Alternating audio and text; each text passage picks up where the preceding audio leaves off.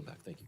Thank you. Chair now recognizes the gentleman from Texas, Mr. Pfluger, for 5 minutes to ask your questions. Thank you, Mr. Chairman. At the most recent hearing on public safety, we heard about the critical role that wireless emergency alerts play in public safety and how low Earth orbit and satellites with direct-to-device capabilities from mobile carriers can enhance that.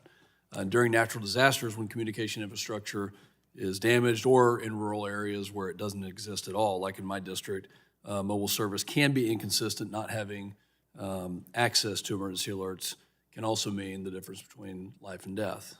And every member of this committee has learned this all too well, whether it was during wildfires that we've talked about today or the flooding in Central Texas at Camp Mystic, for which the bill I'm going to talk about is named after. And on July 4th, the devastating floods swept through my hometown and throughout much of Central Texas, where two of my daughters were attending camp. Gosh, it's even hard to talk about it now. But these alerts can be life-saving, and you know you see the damage that was done at that time there, and I think this is why it's really important what y'all are talking about today. So we've decided to name my bill the Mystic Alert Act, which would incorporate satellite into wireless emergency alert process to close the divide to deliver timely alerts via satellite. And I appreciate both sides of the aisle coming together to discuss this. And we know that low Earth orbit satellite partnering with commercial services to provide that direct-to-device capabilities will help to not only close that digital divide, but also provide the emergency services when you're in a situation where it's needed. And it's neat to have a home district company, AST, that offers this exact service. So, Ms. Manor, I'll get to you in just a second, but Mr. Gerst, in your written testimony, you described WEAs as among the most powerful alert and warning tools available to protect the public when emergencies unfold. Can you discuss how incorporating the space-based mobile broadband into the WEA system would improve this, and especially in areas where that infrastructure is damaged or in rural areas? Congressman, thank you so much for your question. I know this is a personal issue for you. It's personal for me too. The dad of kids who go to summer camp.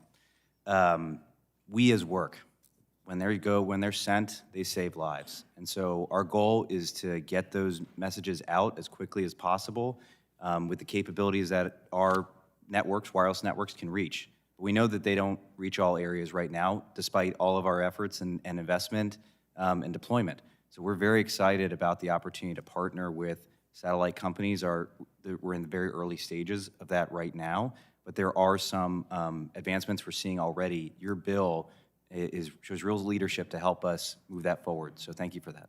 Well, thank you. And Ms. Manor, we're very proud of AST and have been following the progress for many years since my very first visit in Midland, Texas, to watch what y'all are doing with satellites. But can you talk about the work that you're doing, that AST is doing to support the emergency alerting system, and how incorporating space-based mobile broadband into the WEAs would help first responders in the preparedness?